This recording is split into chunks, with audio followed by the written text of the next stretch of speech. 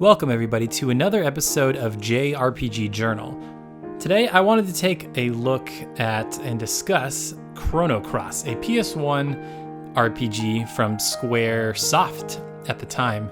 And that's a funny game because I feel like a lot of people didn't necessarily like it that came from Chrono Trigger. It was a different kind of game, different characters, and but for somebody like me that never played Chrono Trigger, it's looked upon as a very fond game. And today I just wanted to share a couple memories with it. Like, I can remember, after getting into, games like Final Fantasy VII, I felt like pretty much anything that had the Square Soft or just Square Enix name on it was just gold. Like, anything that they put out at that era, as I'm sure most of you remember, was just gold. And I can remember, I think a friend of mine got this game, and it was just a very different kind of game. It wasn't like high fantasy. It wasn't, kind of cyberpunk or sci-fi futuristic. It was like this weird kind of tropical setting type of game. And if you know me, I love anything like oceany, watery, pirate themed. And so for me, Chrono Cross was like this really interesting way to do a JRPG because there wasn't really anything quite like it.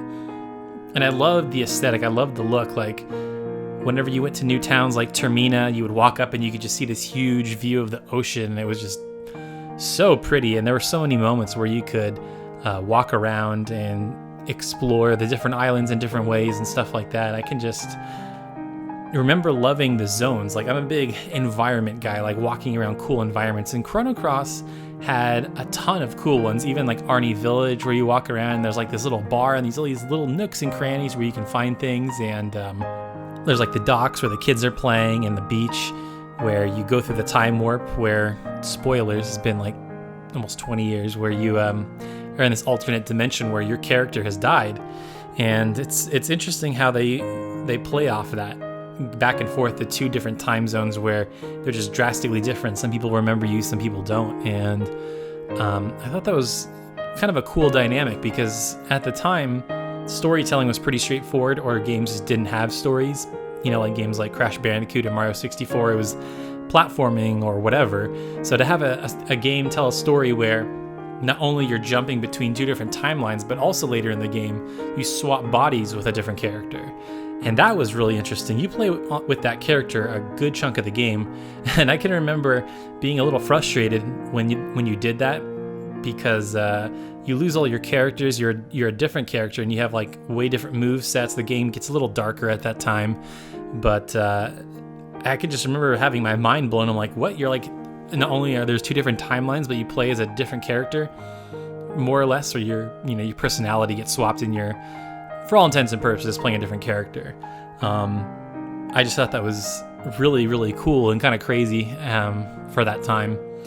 And I think for most people, the one thing that is indisputable is that the game has an amazing soundtrack. At that time, I was really into buying video game soundtracks. I have Final Fantasy 7, 8, 9, and 10 on hard disk. Actually, I don't have 7. I have it on digital, but not on a hard disk. But I have the rest on hard disk. I have Legend of Dragoon and a few others, but also Chrono Cross. I'm like, man, this music is absolutely incredible. I want every track. I want to be able to listen to it on my CD player, back when CD players were still a thing.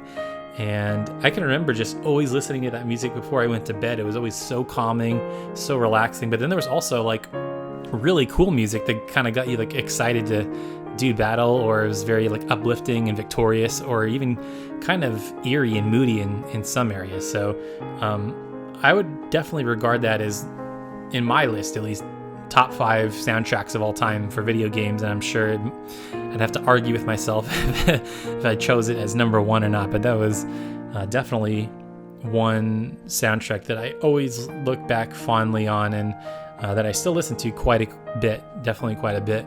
And I can remember even another part of the game that I thought was kind of fun, where games found interesting ways at that time to customize your experience. Like in Final Fantasy VII, you could customize the text box color, or like the menu colors.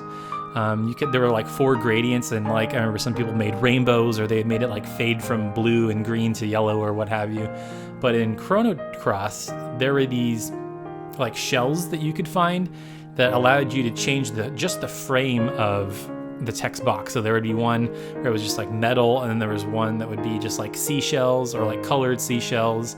And I remember I always got like really excited when I would find a different one. It was always kind of cool to change that up and see how the text boxes would pop up differently. I thought that was neat because you don't really see that kind of customization anymore. So it was really a neat incentive to, explore the world and look in every nook and cranny, because you never knew what you would find. Like you could find a cool item that might recruit a new character that I'll get to that in a second. But then also you could just customize the moment-to-moment gameplay because of how the text box looked. I still don't think any game really does that, so I thought that was a really neat touch for Chrono Cross. And then the other thing, I just remember being really crazy. This is, again, coming off of, just the typical Final Fantasy games, was just the insane cast of characters. Like, for those, I'm sure you're looking at the gameplay right now, but when you start the game, it's like a flashback or flash forward, and you always start off with different characters in that, and that's sort of like a foreshadowing of who you can play as later on. It's kind of cool, actually. And then, when you play later in the game, there are just an insane amount of characters. Like, you can do something in like home world, and then you go to the other world, and then that like triggers an event and unlocks a character. Like, I can remember there's a like a little voodoo doll guy, where if you take a shark tooth from one guy in a hut, then you can take that shark tooth and like put it in the voodoo doll, and then it like awakens him or something like that. It was just like bizarre the way you could like recruit all these different characters. And then, like, of course, the first companion you get in the game, Poshel, like if you find the dog bone, the Hecarim bone, I believe it's what it's called, then you can recruit him to your team, which is kind of interesting. Like, you can totally miss that. It's like the very beginning of the game. It's not simple or laid out in any way. And then like even like things that seem so innocuous, like I think his name's Glenn, sort of like a blonde swordsman guy. If you pick up a set of flowers and then give it to him later on in Termina when he's at the grave, then later on he will become a teammate of yours, and he's one of, I think, 3 or 4 characters that you can do a triple team attack with. So he's definitely a very, very powerful character that you want to make sure you recruit on your team. So I just thought that was cool. And then I don't know if their personalities were necessarily unique, but this was in a time before voice acting. So I always thought it was cool how you could... all the text would come out in a different way. Like there was that jester girl when you became Lynx, and she spoke with like a French accent, and like all the ways she would like say the words, like phonetically, it was written out as if she was saying it with a French accent. I always thought that was neat. I think that was a hit or miss type of thing with a lot of people, but for me, I really, really liked that feature. I thought it was kind of neat, and it kind of gave each character their own personality in a way that was kind of cool in a time that was limited by constraints of technology. There weren't voice acting, so that was just another cool way to give different characters personality when you couldn't. So I guess to kind of wrap up, like I said at the beginning, a lot of people don't have... Chrono Cross is sort of a hit and miss type of thing for a lot of people, but I remember for me, this was like right when I was getting into RPGs. I was just discovering what RPGs were, and I was coming off of Final Fantasy VII, Final Fantasy VIII, all these different games, Legend of Legaia, Legend of Dragoon. And so to kind of double back to Chrono Cross, it was different. It was a very different system, and the aesthetics were different, and it was just really cool. I really enjoyed it. And then I do want to tell one quick story before I wrap up. There was this fight when you're Lynx. It's on like the Dead Island or something. It's just an island with a bunch of bones, and there was this boss, and I just could not figure him out. I just couldn't figure out how to defeat him. He was just kicking my butt over and over and over again.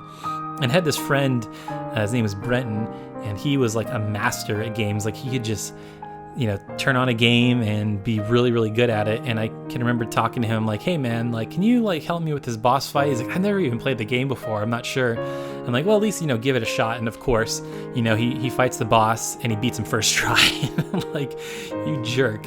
I've been playing this guy like all week and I can't figure out how to beat him. And you just come in first try. Like he just understood the battle system and was able to master it in a way to beat this guy. So anyways, that's sort of my experience with Chrono Cross. Definitely one I look back fondly on, and in more ways than one, not only because it was a great game, but also because it has an amazing soundtrack that will stick with me forever, probably.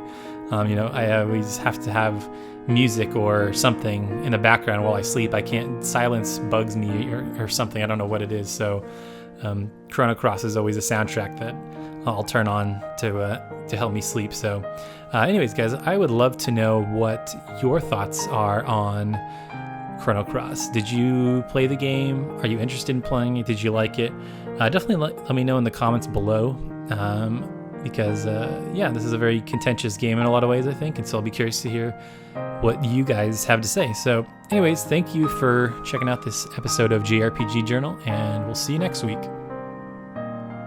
Hey everybody, thanks again for watching this episode of JRPG Journal. I really appreciate it.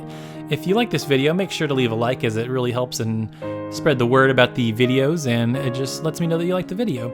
Also, if you are interested in watching more of my videos, make sure you click the link above and it'll take you to my 11 JRPGs you can play in 2015. I think it'll be a cool little preview for people that are interested in JRPGs.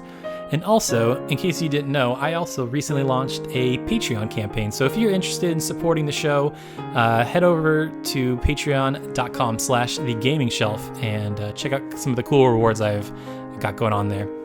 Thanks again, guys, and we'll see you next time.